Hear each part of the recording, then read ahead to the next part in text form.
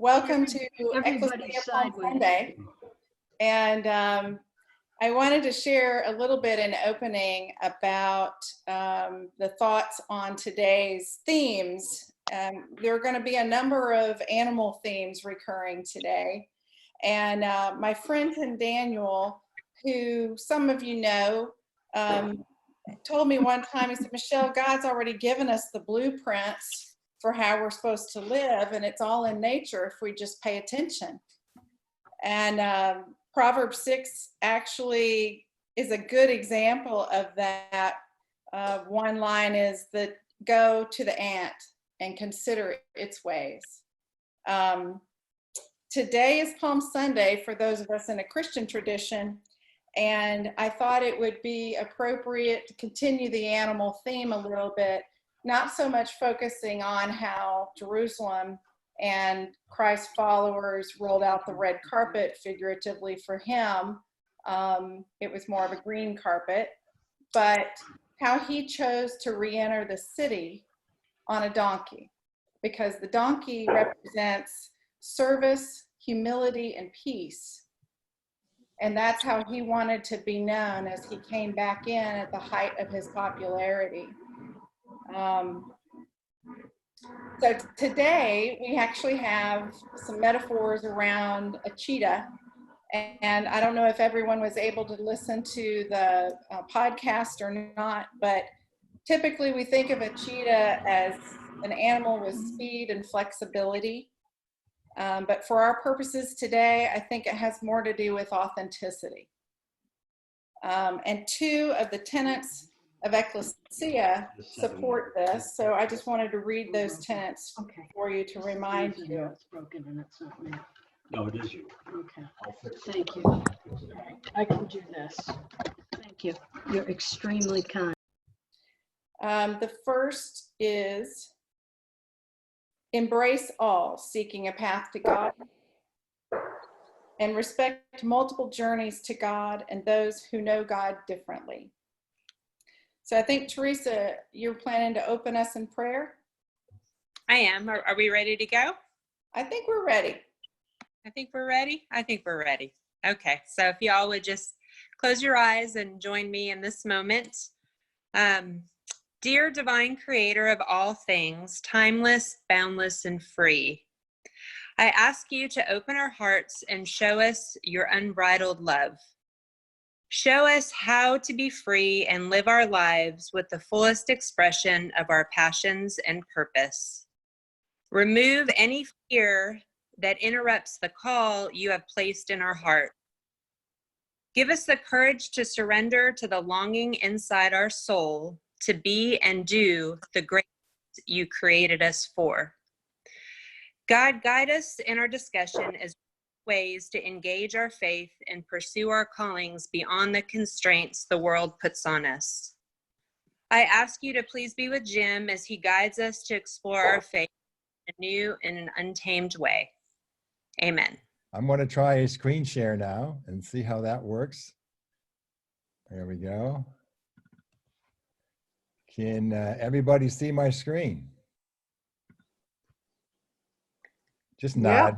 Yeah. Okay. This is our plan for the day. We've had the welcome and the prayer. Tracy's going to give us a story of untamed faith. Not her whole life story. Maybe another time she'll do that for us. Then I'm going to lead us through some questions and thoughts and discussions on a concept of untamed faith. And then we'll have a closing. Okay, so I'm going to stop the share now so you can see Tracy as she gets started. Then I'll go back into the share to add some pictures.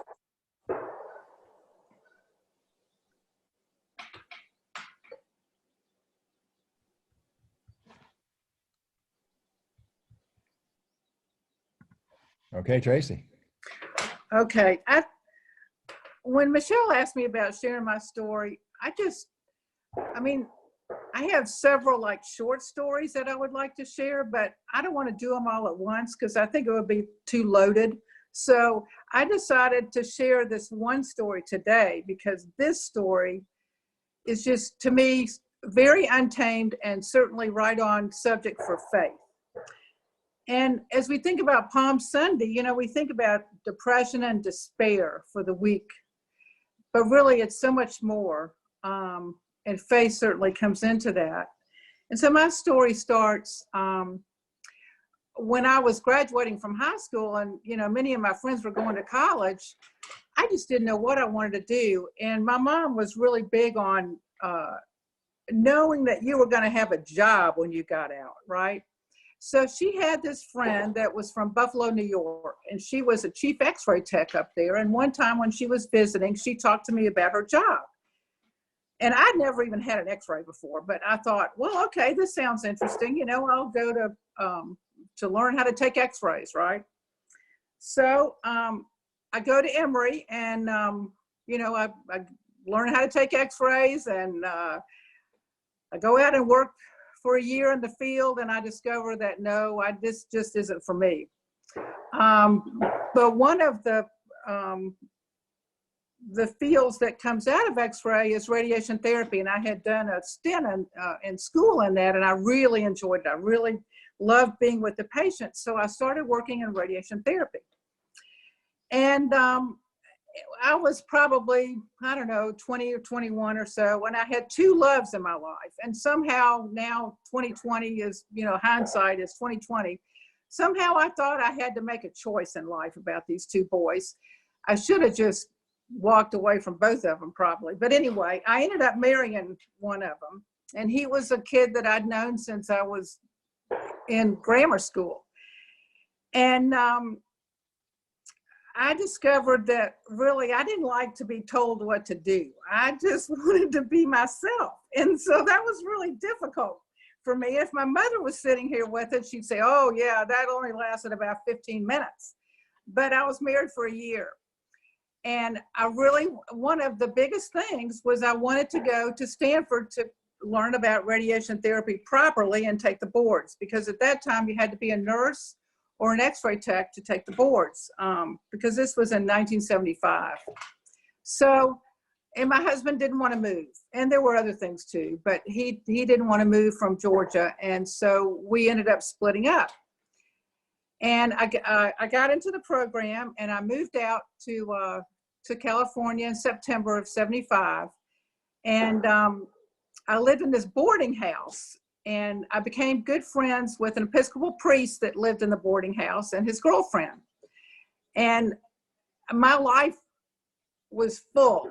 It was just, I mean, I got to do so many amazing things during that time. And in the program there, they only had 3 students every year. And it was not part of the main Stanford University, it was part of the hospital. And at that time, Stanford radiation therapy was very famous for all the just innovative work that they were doing around Hodgkin's disease and non-Hodgkin's lymphoma, and treating it with radiation therapy and having great results for patients. And it was just the place to be. And so the 2 of the other people that were with me in the program, they dropped out the first year. So here I was in the program all by myself, and you know, it was just like having an individual tutor through all the subjects. And believe me, they knew what I knew and they knew what I didn't know. And it was a great time to be there, because there were a lot of wonderful people in the department. We used to go out to dinner together and party together. And they knew that I was basically working for free, because it was kind of like slave labor, really. And so they would, you know, always pay for my dinner and my drinks and everything whenever we went anywhere. So I always felt very taken care of. And so when I guess this must have been, I mean, everything's moving along just fine. And then in January, I had gone to, I was living in downtown Palo Alto in this boarding house. And it was great because I didn't have a car in those days. Oh, here's my room. Okay, the room, you can see I have a fan there in the chair. The closet had a refrigerator, and then there's where the sink was on the wall next to it. And then where where my alleged kitchen is, where I had my hot plate, there was a little window that looked out. It was just fabulous. And then on the opposite end was my bed. And this friend that I made, the Episcopal priest, he loaned me this furniture, which was just fabulous. And that batik up in that serves as a curtain, my brother made. And you can see I had a plant problem even then. You can see where it's, it had started. So at any rate, these were my digs. And it was in January. And I remember walking over to the bookstore in downtown Palo Alto. And I ran into a patient in the bookstore who was, just looking for something to read. And his name is Ozzy. And we were chatting about, where he was staying. And he was having 8 weeks of radiation therapy. And, he was just looking for something to do when we started chatting. And he asked me if I wanted to have a cup of coffee. And I said, yeah. So we stayed in the bookstore and, chatted some more. And then he asked me if I wanted to go out for dinner. So we ended up going out for dinner. I really enjoyed his company. And now I'm 23 at the time, and he is 46. And he has had a very full life. And he's from Montana, lives in Seeley Lake, Montana, which is outside of Missoula, a very beautiful part of the world. And he'd been married and had a daughter about my age, maybe a little bit younger. And before too long, I found myself really just very much attracted to this guy. And even though I knew that it wasn't a very good idea professionally to be involved emotionally, and then some with a patient, I just was untamed about it, right? And my best friend, Carrie, who's from Australia, that many of you know, we saw when we were over in Australia because they took a ship home at the same time as we did on our recent trip. So I've known her for a very long time. She and her boyfriend, Fred, they knew about Ozzy, and we went on dates together and did things together. So I could talk to her about it and I could be with her, but she didn't say anything to anybody else at work, of course, because if the woman, Joyce Lawson was her name, if she had known about this, the woman who was the director of the program, she would have had just a hissy fit. I mean, she probably would have thrown me out of the program.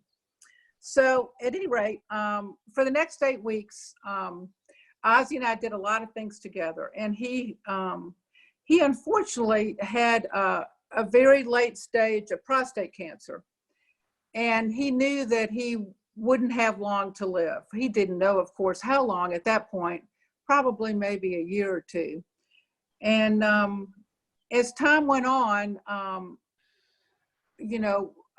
we both knew that every time we were together, it was just a really wonderful time. And so it was like no holds barred in terms of conversations and just learning about each other's lives and everything. It was just such a kind and just funny guy. And so anyway, one of my most favorite things while I was at Stanford was to go to St. Anne's, which at that time they had folk masses. And this is the courtyard at St. Anne's. And it was only 3 blocks from our house. And John, my Episcopal priest friend, and his girlfriend, Grace, they introduced me to St. Anne's. So every Sunday we would go. And I would tell Ozzy about it when I'd come home. And, I had asked him several times if he wanted to go. But like many Catholics who didn't have a very good experience, he was like, oh no, I don't want to go there. And I wasn't pushy about it or anything, but I did tell him about it. And then it happened that he wasn't, after he finished his treatments the first 8 weeks or so, then he would go back to Montana, and then he would visit some friends in California, and then he'd come visit me, and then he'd go home. So I got to see him a lot of times in the spring when he wasn't really there for treatments. And then the disease started to progress, and he started to have metastasis in his spine. And so he came back for treatments. And the resident who took care of him at the time, his name, well, first of all, his name was Norm Coleman, and he went on to become the the director of radiation therapy at NIH. And he and the staff doctor, Dave Pistema, they both knew that we were seeing each other.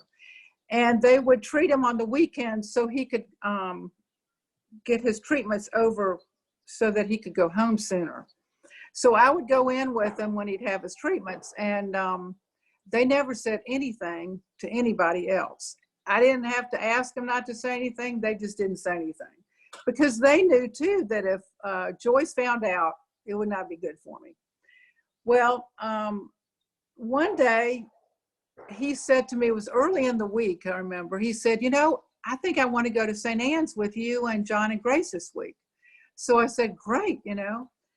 And when I talked to John about it, we kind of planned that we would sit up in the balcony because we thought it would be a good place. We would be kind of above everything, and we would be there, but we wouldn't be right in the mix. So he could, you know, he could be more of an observer if he wanted, you know, that kind of thing. It might make him feel more comfortable. So that's what we did. It was wonderful. We could walk there because it was only 3 blocks away. So we walked to St. Anne's, and when we got there, of course, you know, we didn't know anything about what the sermon was going to be about. But the sermon, and I'll never forget, we were holding hands during the whole thing, and the sermon was about life after death. And I tell you, I just knew the whole time that he was really hearing and understanding what the priest was saying. It was not just something that was going through one ear and out the other. He was getting it, right? And at the end, when the priest gave the prayer, it was, Jim, you want to bring that up? I pray to the Lord that I might experience life at such a depth and with such an eagerness that I might be able to go through death without dying. And that was, it just says it all for Ozzy, you know? And my friend Carrie made this for me years and years ago. So, you know, after that Sunday, he didn't speak too much about the service. He was still soaking it all up, I could tell. And he was really glad that he went, and he said he wanted to go again. And the next week it was on a Saturday, we had gone to Foothills Park for a picnic, and Carrie and Fred had joined us. And then we came back to the house, and I had to do some laundry. So I asked him, you know, if he wanted to go with me or if he wanted to stay at the house, in the room. And he said, oh, I'll just stay here and take a nap. So I said, okay. Now I remember I unbuttoned the first 3 buttons on his shirt and gave him a kiss goodbye. And I was only gone an hour. And when I came back, he was gone. He'd slipped away. He just passed away while I was gone.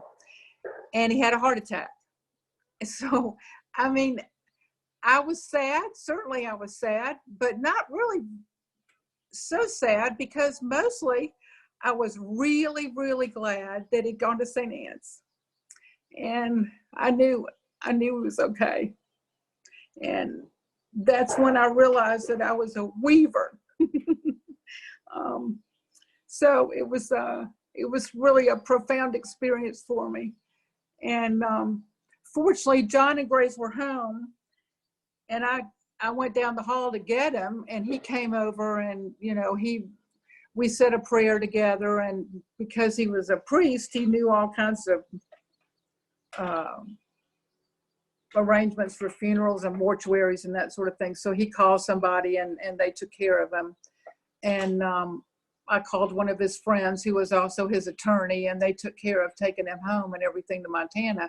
But in the summertime that year, Carrie and I took a trip up to Seeley Lake, where he lived, and we got to see the cabin on Seeley Lake, and we got to stay there. Did you scan that picture, Jim, of Seeley Lake? What? No? Oh, well, anyway, it's okay. So that was really fun to be able to be there in his cabin, surrounded by all his stuff that I'd heard about, and things about his life and everything. And so when I think back about Ozzy, I think about what a wonderful life he had and how I helped him with the last few months be a lot of fun, especially getting to go to St. Anne's. So it's a story of faith, that's for sure. Thank you for sharing that. No, you're welcome. I think sometimes when you think of the concept of being untamed, we think of it typically from a selfish standpoint of doing it my way or what I want. But in the case of your story, it was so wonderful that you felt free to be untamed and do just what you did and bring so much joy to the last few months of his life. Well, I didn't know he was going to die just then, you know. One word you used that caught my ear was the word weaver. Oh, yeah. That's when you realized you were a weaver. That's a good word. Yeah. You know, there's a group that's formed around the country, and they go in different communities, and they're weavers, and they get people connected in a good way. And I'll send you I don't know if I have your email, but I know Michelle does. I'll send it to you so you can see what they're doing.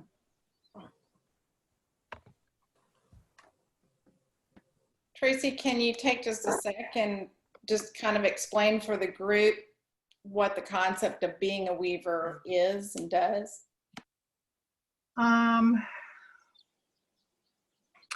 Well, I know the organization came to Greenville, and they met with some community leaders about talking in the community among each other. Jerry Blassingame was part of that conversation, and Eleanor Dunlap with the Graham Foundation, and I think Katie Pugh Smith was there. And I think mainly they want people to talk to each other, not necessarily text, talk to each other and get together and see how they can change the community in ways that maybe are done in a more positive way through conversations with people maybe they haven't talked to before, you know, to make equity more possible, or to help people that maybe don't have housing, or, you know, just to lift people up.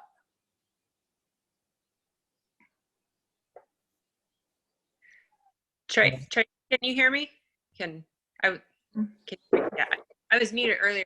I just wanted to comment on your story first. Thank you. It was beautiful. I was thinking about all the things that come at us in life, and instinctively for myself, I often think of, well, I shouldn't do that because. And I love your story because you didn't ever say I shouldn't do that because. I shouldn't do that because he's too old, or I shouldn't do that because he's a patient. I shouldn't do that. But you went with the, I just want to do this. And you allowed that experience to happen. And that's really encouraging and beautiful to me. So thank you. Well, of course I told my parents, you know, my mother was 13 years younger than my father. And the only thing she was worried about was, well, be sure and take your board so you can get a job, you know, when you want to, even if you go off and live in Montana for a while. Oh. All right. How about if we move on to the next segment? But first, Michelle shared a song with me, and I'd like to share it with you now. So give me a minute to share the screen again.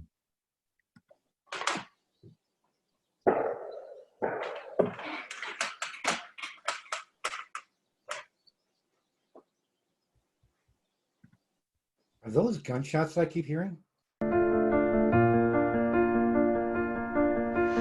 Every single lie that tells me I will never measure up.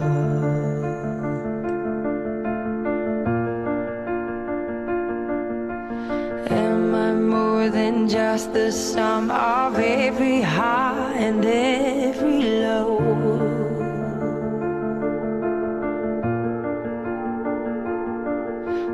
remind me once again just who I am, because I need to know.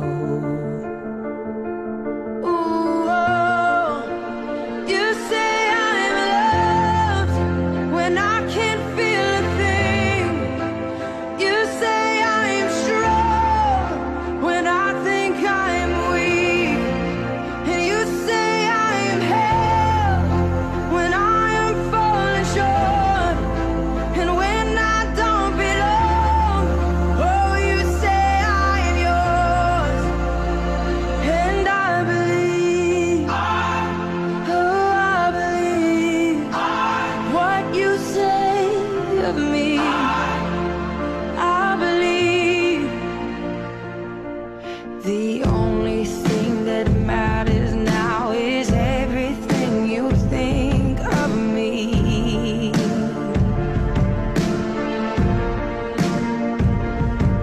In you I find my worth, in you I find my identity. Ooh, oh, you say I'm loved when I can't feel a thing. You say I'm strong when I think I'm weak. And you say I am held when I am falling short.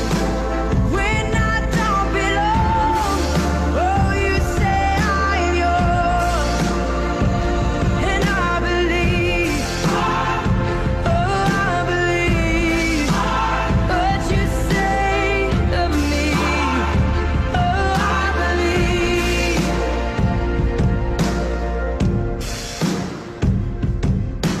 Taking all I have and now I'm laying it at your feet.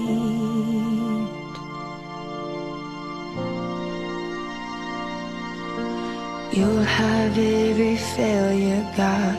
You'll have every victory. Ooh, oh, you say I'm loved when I can't feel a thing. You say I'm strong when I think I'm weak. You say I'm held when I am falling short. When I don't belong, oh, you say I'm yours. And I believe, oh, I believe what you say of me. I believe, oh, I believe, yes, I believe what you say of me.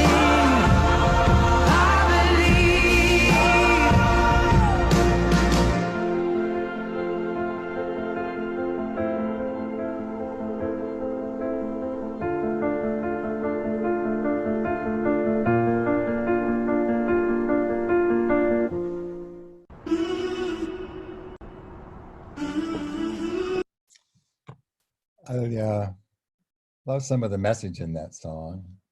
If you listen to the podcast that was sent out by Glennon Doyle, she kind of addressed some of this, and that this song is talking about someone who has a belief in herself so much different than what God believes in her. And how did that happen? And it comes through all of the messages we get from our training, from our school, from our parents, from our friends, from our church sometimes.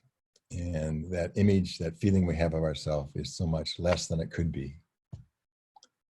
And that's where the concept of Untamed came from partly. Was not to let that training, not to let that structure overcome who you are, and get to know who you really are. So thanks, Michelle, for that song. It kind of nicely fit into what we're doing here today.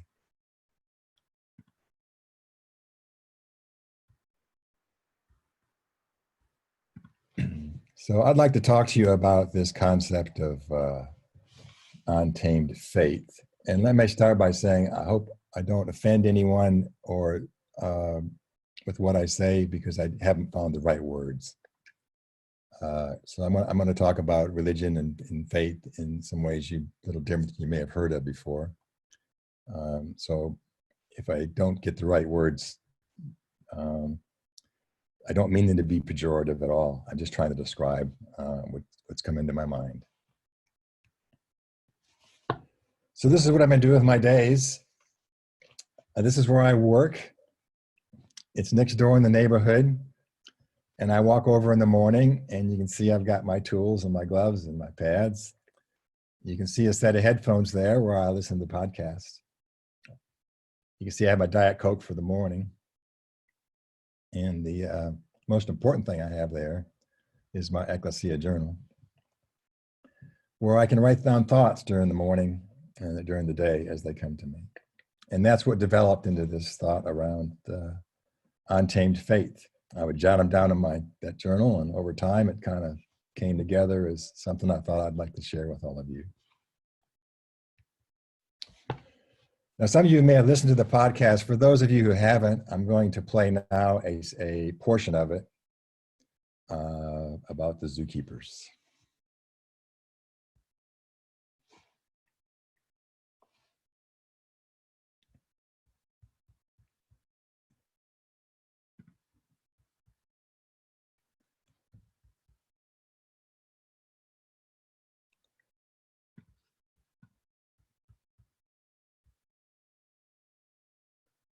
This story. And I want to read something that you wrote in your Cheetah chapter. So Tabitha eats the dirty steak off the ground and she gets back in her area that's pinned off. And she said, there, you write, there in that field, away from Minnie and the zookeepers, Minnie's the Labrador, right?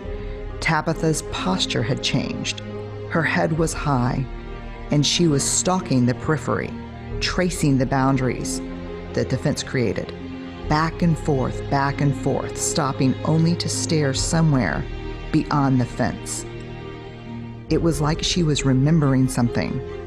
She looked regal and a little scary. Tish, your daughter, whispered to you, Mommy, will she turn wild again? Glennon nods at Tish and keeps an eye on Tabitha as she stalked. I wish I could answer her. You turn to your daughter and say, what's happening inside of you right now? You write, I knew what she would tell me. She'd say something's off about my life. I feel restless and frustrated. This is the cheetah talking. Something's off about my life. I feel restless. I feel frustrated. I have this hunch that everything was supposed to be more beautiful than this. I imagine fenceless, wide open savannas. I want to run and hunt and kill. I want to sleep under an ink black, silent sky filled with stars. It's all so real, I can taste it. Then she'd look back at the cage, the only home she's ever known. She'd look at the smiling zookeepers, the bored spectators, and her panting, bouncing, begging best friend, the lab. She'd sigh and say, I should be grateful. I have a good enough life here. It's crazy to long for what doesn't even exist. And Glennon, you write, I would turn to her and say, Tabitha, you're not crazy. You're a goddamn cheetah. Yeah. Jesus. I mean, that's how I felt. Soon after this chapter, I talked about my marriage, and, you know, I had a good enough marriage. I had a life that women are trained to be grateful for. And yet I was angry all the time. I was just this low-level river of rage, and I'll stop the story there. I hope you all get a chance to hear the whole story. This story here, it began with Glennon took her daughter to the zoo, and the Cheetah Run show, they had a lab that would chase a little pink bunny on a Jeep around the course. And then the cheetah would do it, would chase the little pink bunny. And I guess they all felt this was good for the cheetah, but I wonder how the cheetah felt. So to me, that was really a great metaphor for this concept of untamed faith.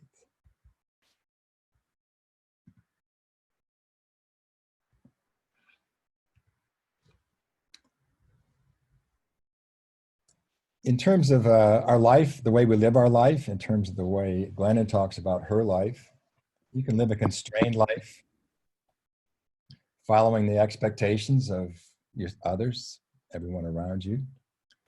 Or you can choose not to, in what she calls untamed. And that concept can apply to your personal life. It can apply to your relationships, how you parent. It can apply to your career. And that's much of what this podcast is about. And I thought it was a wonderful, wonderful podcast about life, especially for those who like to live beyond the norms. But then I thought, well, what if we applied this concept to our faith? What might that look like? Well, let me start by saying a constrained faith, it's when a religion or a faith community establishes a fixed set of values and beliefs, and you are expected to follow them. Now, you might look at that for a minute and go, yeah, that's religion. That's church, that's faith. And that's what it has been for a lot of people for a long time. But Michelle started to show us a different way. What if you were not expected to conform to a fixed set of values? What if there were no limits on how you practice your faith? What if your faith community celebrated your personal beliefs, whatever they were? You could find your own path to God. Your faith would be untamed. Now, constrained faith, that's good for many people. I mean, millions of people have been doing this for hundreds of years, and it's worked out well for many. So this isn't meant to put down at all constrained faith or to make it any kind of negative. It's very positive for so many people. And these people are living their best life in this faith that they have, and we need to honor and respect their choice. So here's Sanford. Sanford loves this life. And he loves nothing better than to chase that ball. Hey, I don't see Sanford yet. Everybody raise your hand if you see Sanford. All right, some people can. I'm sorry, Michelle. Okay. So Sanford loves to chase that ball. You could be on that deck. You could throw that ball down onto the grass. It's about 12 feet down. He'll run down those unforgiving steps, grab the ball, and come back up, and he will not stop. And he doesn't even care if it's Dave or Michelle or anybody else who shows up. He's glad to do that. He is living his best life, and he loves that life. Now, Shotzi, on the other hand, isn't so big on chasing balls, but I'm sure she loves her life there as well. What if you're a cheetah? Can a cheetah be happy conforming to a dog's life? What happens when the cheetah or you choose not to conform with those norms? What if you leave your family for a new lover? Maybe the love of your life. What if you come out as gay? What if you're struggling with addiction? How are you treated by your faith community then, or even your religion?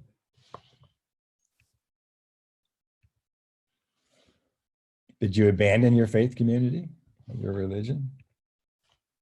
Or did they abandon you when you needed them most? If not for the zookeepers in your life, maybe you'd have started your best life sooner once you found it. There's many things you may find that happen in your life, crises you deal with, opportunities that don't conform.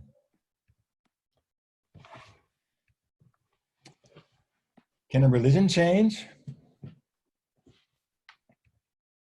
Can a faith community change? Can the Bible change? Many of these items, society has changed how they viewed them over time, but sometimes there's still some religions that don't accept some of these things, or faith communities that treat you differently when you're in one of these situations. So don't find your life chasing that dirty pink bunny. If your faith community isn't supporting you, find an alternative.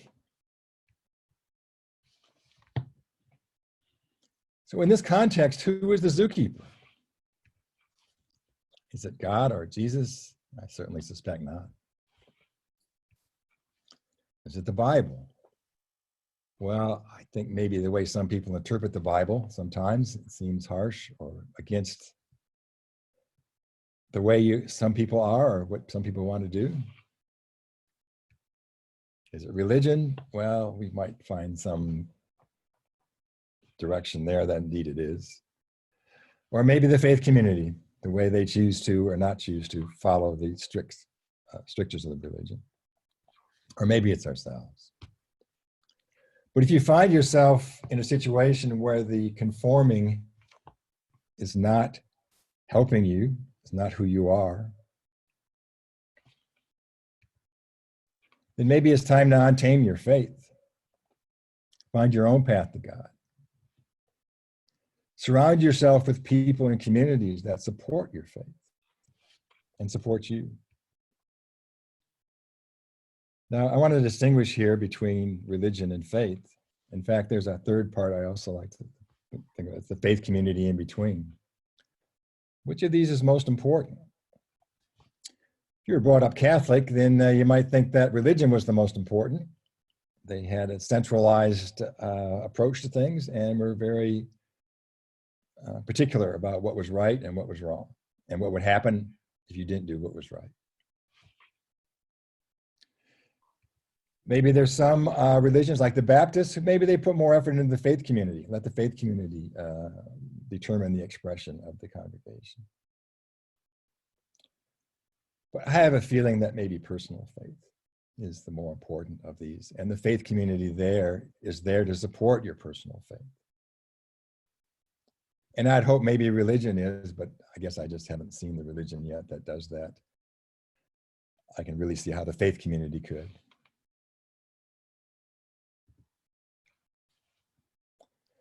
So now let me stop there and have time for a little discussion. I'll start with just a couple questions. Have you ever had conflicts with your faith community? And do you tend to lean toward a conformed or an untamed faith? I would kind of think that just by nature of what this group is, that the majority of us lean towards some sort of untamed faith more than a structured religious thing.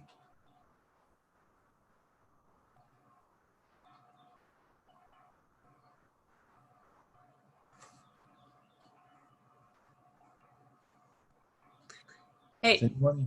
Go ahead. I'm going to make a comment. I'm knee deep in the book, Untamed, and it's just reaching in different parts of my life in a really beautiful way. But the story that you shared about the cheetah, I just wanted so many pieces of that story resonate with me. But the one thing that really hits home is at the end of the cheetah's run, when she looked out, on the horizon, looking for more of the hunt, because that was what inside of her, versus what was inside the golden retriever. And that's the thing, at the beginning when I opened up in prayer, that, each of us has something very special and unique inside of us, that God would help us be brave enough to display that and be proud of that and seek that. And you did such a great job in saying some of the hot, very uncomfortable words in your slide, about divorce and addiction and all of the things that happen, or some of the things that happen to us that our faith community is embarrassed or it doesn't fit into the perfection of this idea that they create. So one of the things I love here, I agree with what Rick said, that we have offered an opportunity for each of us to be honest and vulnerable and share who we are without judgment. And I didn't ever experience that in any faith community that I was in the past. And that's not, the God or the Bible, but my actual faith community, in the past really did always make me kind of feel like I needed to look or do or be a certain way in order to fit in. So I'm thankful here. Very good. Well, let me continue on.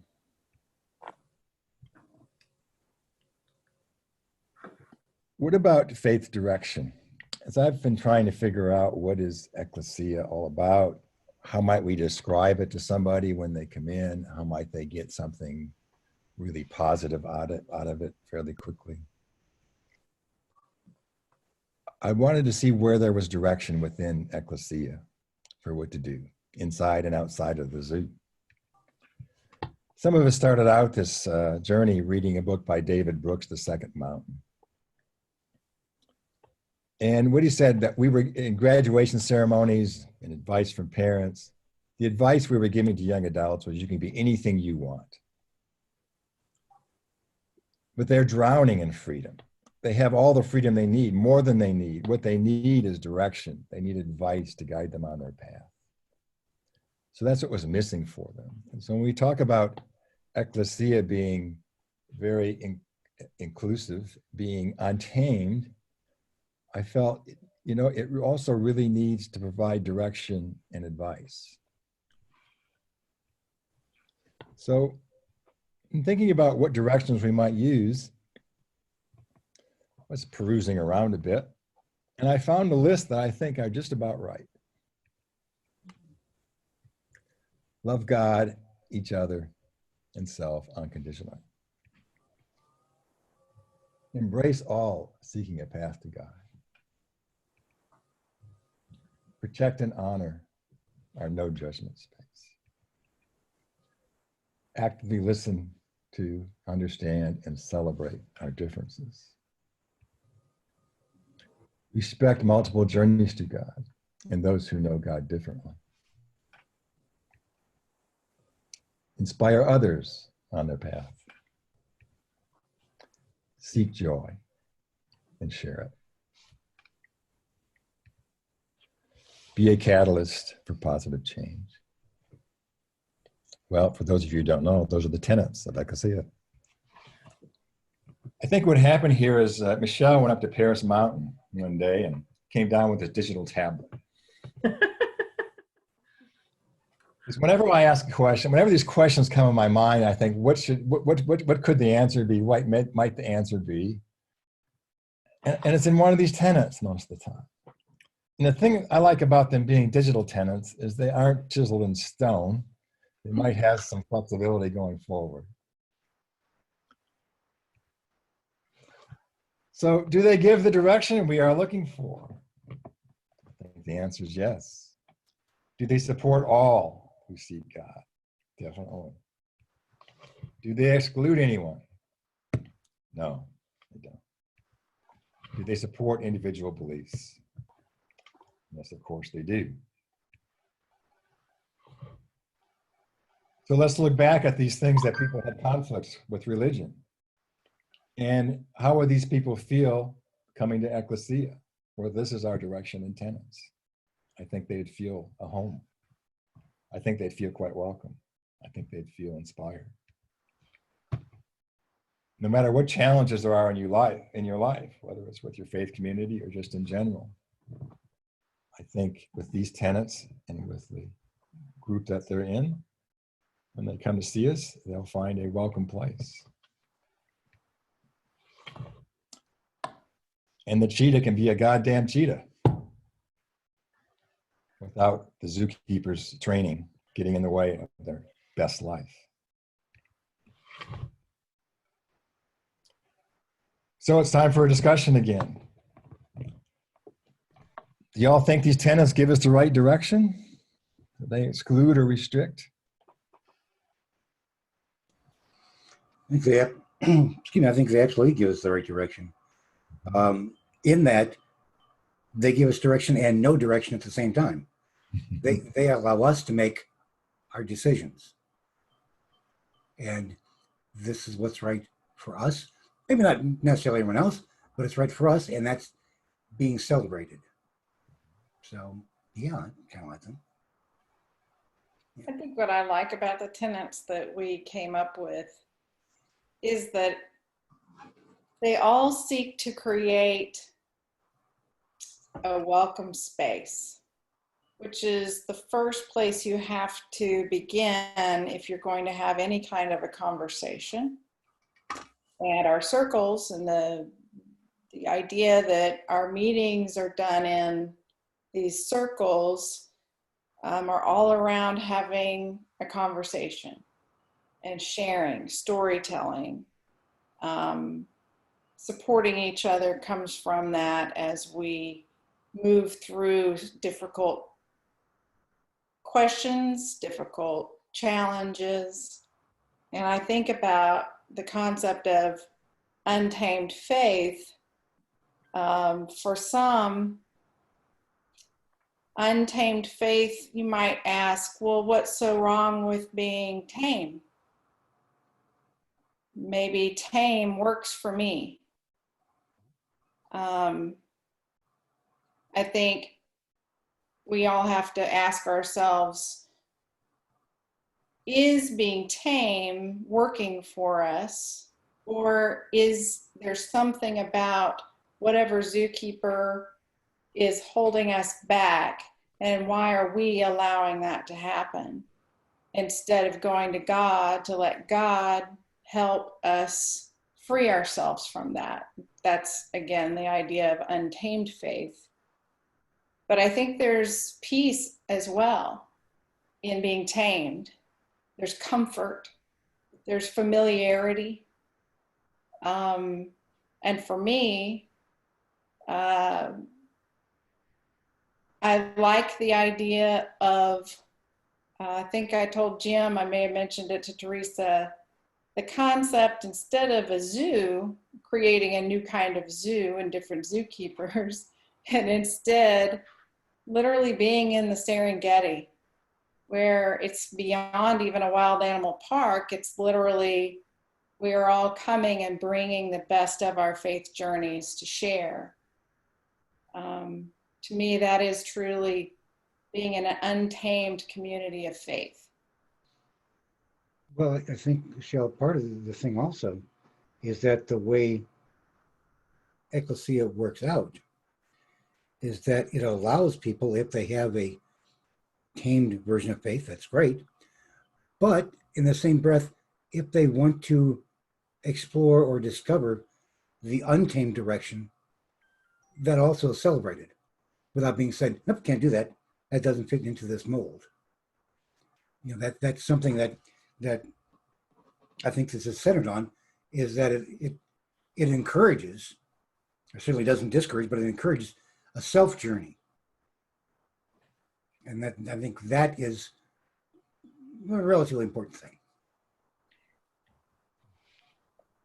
Rick, I like what you said in the beginning about it gives us direction and gives us no direction. I think that's just a beautiful, simple statement. And that's part of being untamed. Oh, yeah, exactly. There was a line from the podcast, if you read it, that one of the two ladies had mentioned, that essentially you're encouraged to be what you want to be, not who you're expected to be. And I think that's a really important thing. You know, you get to steal a line from Ricky Nelson, you can't please everyone until you please yourself. And as long as you can do that, until you do that, really, you know, it's a moot point. I think it goes back to authenticity. Oh yeah, absolutely. Like I said in the beginning, you know, the context of this book that they did the podcast about was really about this woman's life and how she realized she was putting all the other directors and zookeepers and what they expected of her first. And she was not being authentic either with herself or with others. And think you have to take everything in context. You know, she had personal things she was going through, but my niece Mariah listened to that and sent me some notes before this to share some of her observations. She said, I think the context and source of what is being said is very important to remember. I liked what she said about all feelings are important and necessary, but to a point. She definitely advocated for looking out for oneself first and was a little controversial when she mentioned that it is at the cost of others' pain. And I think that's for me and my faith journey, the taming of how I was raised, of you. It's not that you have to sacrifice yourself and your health, but we do, as Christians, we're taught to love our neighbor. And sometimes I think we take that, sometimes we forget that we have to be healthy in order to help another. And so there's that striking that balance, but making sure that on the journey that we aren't inadvertently even causing pain to another. And I know, as ecclesia, we seek to find peace and love in everything that we do, but we are human. And sometimes in trying to find that way that's me, I'm being authentic, this is really who I am now, love me for who I am. At what point does your faith determine that you need to maybe reframe how you share or be authentic? Can you tame yourself, or should you tame yourself? I guess that's a question for the group. But if it is at the cost of someone else, I don't know that being untamed purely in that way works for me in my faith.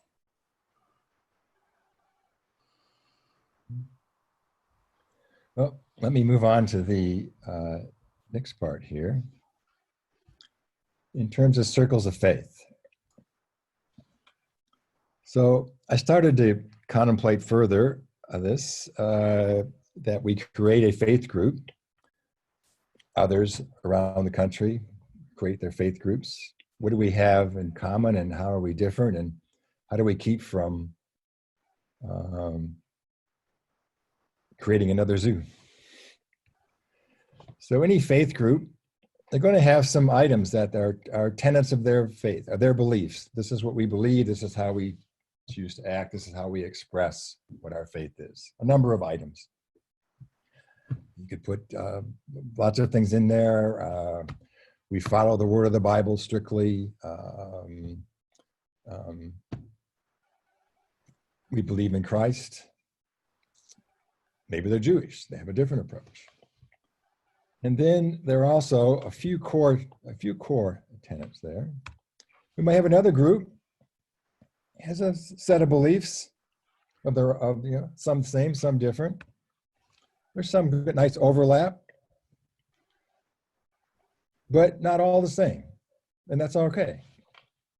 Maybe a third group. You could even have, to use the example again, maybe the yellow group is a Jewish group and the red group's a Christian group, but they can still share some things and still have those core values together. Well, the core values in white, those are the tenets of ecclesia. And each group can grow as they wish, but still keeping the tenets of ecclesia. And that's how we can grow and become groups and still have that same direction, to have that thing in common. And I thank Teresa for sharing this concept, giving me this concept to explain this, because now not only the individuals, but the communities can be untamed as well, or not, as they choose to be, and still be part of ecclesia.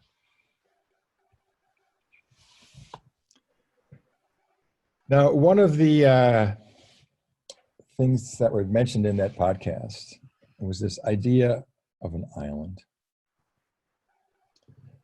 where you have your faith community or your family. The example was that given was by Glennon. She left her husband and married the love of her life, another woman. And they had a couple kids that went with her. Her ex-husband actually supported her in this after some time, I suspect. But she was having trouble with her parents supporting this. And she had to tell her mother, you can't come to our island if you show this fear of who we are and what we're doing. I'm going to lift the drawbridge until you can sort that out, because we don't want fear on our island. We don't want our children seeing that our life is not okay, is not the best it is. Mm-hmm. And her mother came around. Mm-hmm. It took a while, but she came around. I'll leave the rest of the story for you to listen to or read on your own. But I'm wondering if we create our circles, we create our faith. Sometimes in order to be free from fear, uncertainty, or doubt, I wonder if sometimes we might have to exclude people from the island. I don't know the answer, it's just a question. So let me open it up to the discussion again. Can we have these faith communities with different views and still be ecclesia? Are the tenets enough to hold us together? Do we have to keep some people away from the island? And what are your thoughts?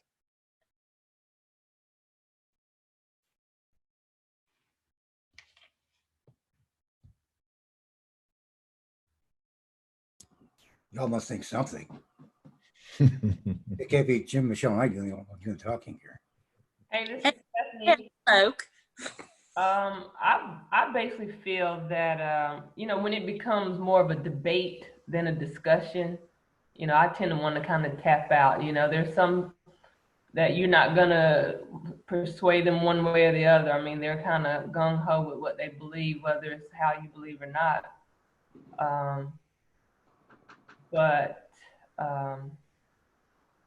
Can we have ecclesia faith communities with different views? I mean, I would say, because we all have different backgrounds, we all have all different experiences.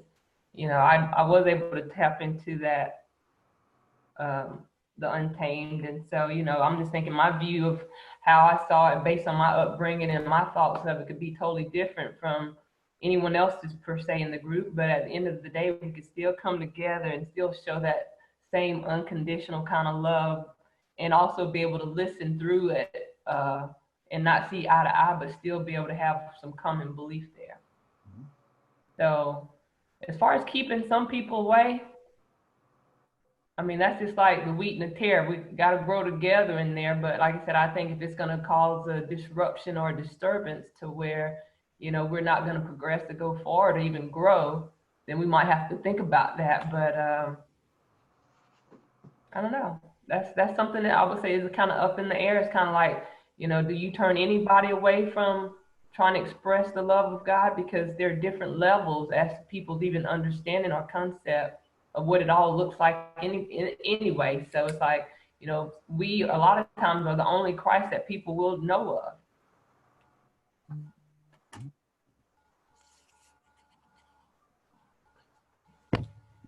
Thank you, Stephanie.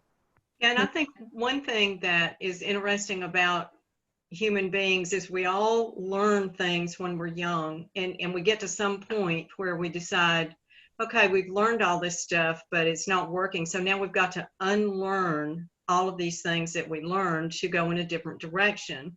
Well, to do that, everybody's had different experiences. So what they're unlearning is different from what I'm unlearning. So I think being tolerant of another person wherever they are in their journey is one of the things that we have to do just as human beings to do that. And and I do have a question though. I wonder how do you all define the word faith?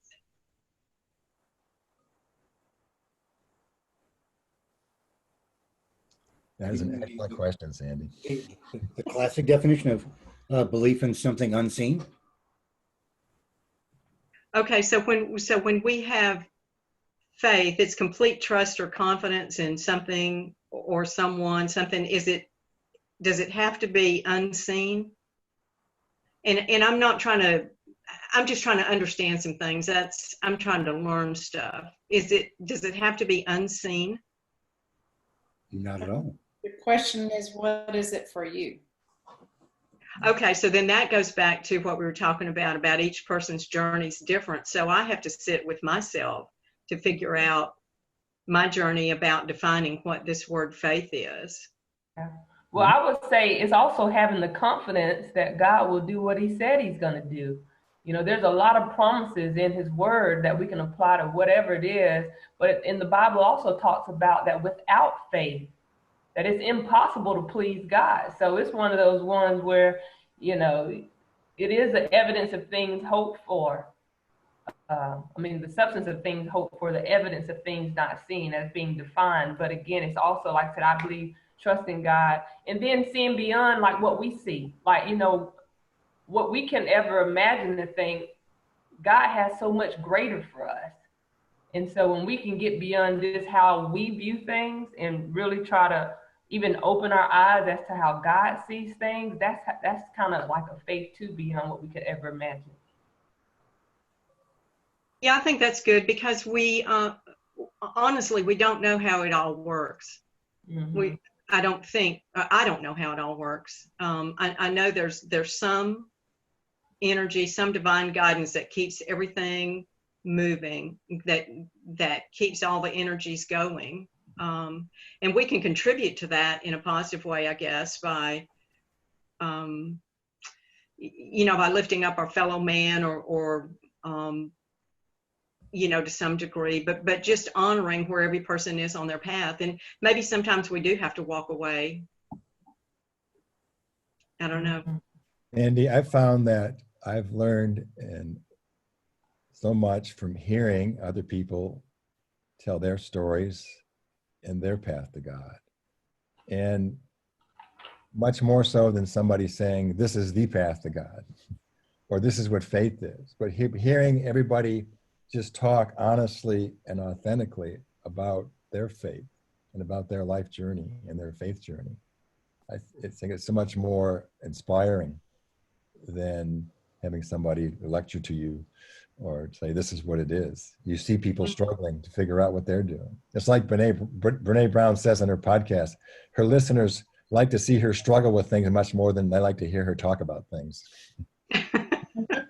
I would sum it up like this too, as I remember reading about saying that, you know, faith is really, I would just say, you know, living by faith is basically taking God at his word. And so it's almost like if you don't really know God's word, you don't even really have a clue to know what you could really be in store for. So you got to be in tune, or at least, as I would challenge people, learn those promises that's in there, that because you are his child, that there's so many blessings with our name on it that we may just not even be aware that we could obtain. So when you hear that phrase, take a leap of faith, that really is a jump, you know, into the unknown, you know, be open to the element of surprise. Well, let me move on to the last part here. It's my favorite part. It was introduced to me, the concept was introduced to me by Michelle, and she introduced it earlier.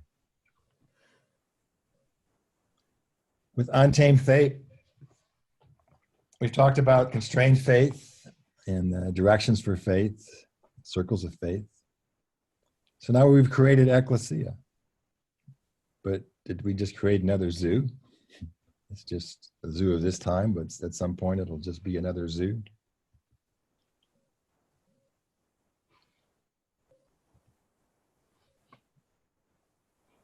I like this concept of the wild animal preserve. So imagine a huge wild animal preserve, not a park, huge preserve. Not a place to cage animals. No fancy enclosures that used to be cages, but are still cages. Animals are free to enter and leave whenever they like. It's a safe place. It's protected from hunters and poachers. Habitats preserved for each species. There's space for all. I love this metaphor of the huge wild animal preserve. The animals, while they're free to come and go as they please, many prefer to stay. A cheetah can be a goddamn cheetah. Maybe this is the metaphor for untamed faith.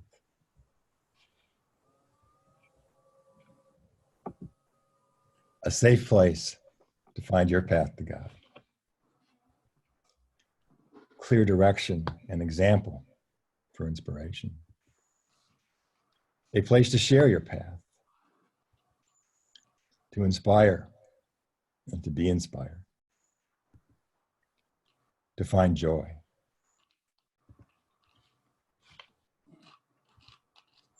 Each person is free to live their best life without judgment.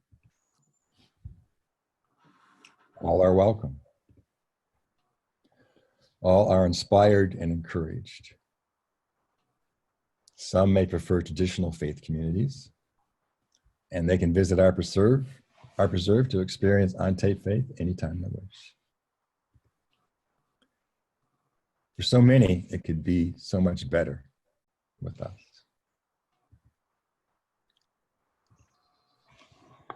So let's build an assembly of the faithful before God with untamed faith. An ecclesia. Thank you for letting me share all that with you. Thank you, Jim. Thanks, Jim. You know, Jim, in some sense, we can consider, when we consider the zoo, maybe we're limiting it too small.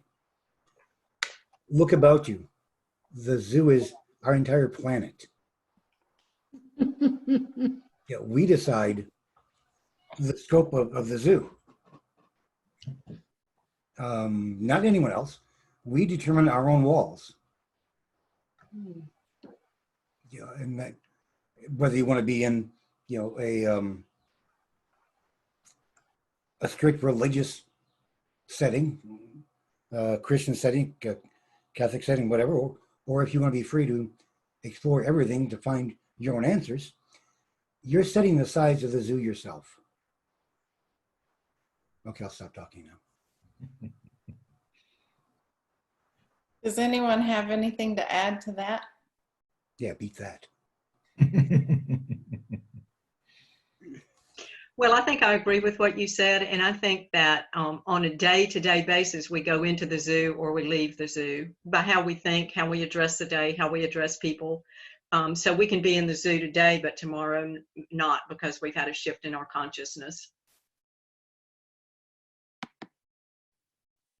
Some days the zoo, some days the mall.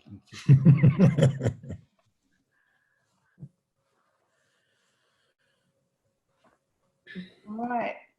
Well, if no one has anything else, I will wrap us up.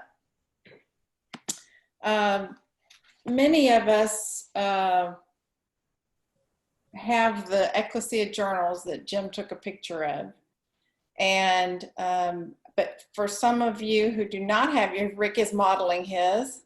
For some of you who don't have yours yet, I have them here in a box. I just can't give them to you without having to leave them outside for 24 hours. Let the coronavirus get off of them. But I would love to ship them to you. If you would like to start writing and working within your own Ecclesia journal, either raise your hand or, well, I can't see you all at the same time. So maybe text me or email me, or just come on after at the end here and let me know, and make sure I have your mailing address and I'll send that to you.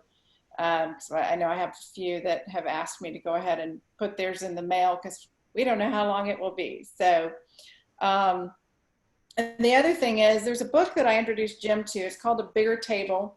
Many of you are familiar with John Pavlovitz. He has a heavy social media presence, and he's a pastor without a traditional church. He's now an author and a speaker and travels all over the country. And the concept of broadening the table and welcoming more to it is not a new concept by any means, but he is one of our current days, I guess you could say, prophets. And so I was reading from his book, from the chapter called "A Pastor, a Rabbi, and an Imam Walk into a Bar." And there were a few bits from this that I just thought were timely for this theme of what we were discussing today that I just wanted to share in closing. The place where God is will always be radically inclusive. It will always outgrow the container, always break beyond the borders we create or imagine or intend. The bigger table will always be leading us beyond where we believe the edge of our compassion and connection should be, and often this will be outside the rigid faith of our childhood. We'll also default to protection, to exclusion, to comfort. And these things will be barriers that we will always need to be aware of and push hard against. God is always going to be interfaith, and the people of God will be too. Your religion might be one of those very barriers, and this may be the most challenging part of the bigger table for you if you've been raised in a strict parochial tradition. It's certainly the biggest objection that comes from many of my Christian brothers and sisters. We need a new way of being in the world that truly embraces other theological traditions and the people in those traditions. Throughout his life and ministry, Jesus was always redefining who the neighbor was, the neighbor we called to love as ourselves. He also redefined who could be the hero. Love that. Will you join me in prayer? Lord, continue presenting images and metaphors that provide a window into your glory. Allow these hints of you to explode with beautiful new meaning and extraordinary revelation. O God of creation, we pray that whatever is real and true about you be revealed to us so we can just be content in it. Give us strength to resist our bias or our need to control. If we need to unlearn in order to be more like you, open our hearts to be taught. Guide us in making room for more people at the table. Amen.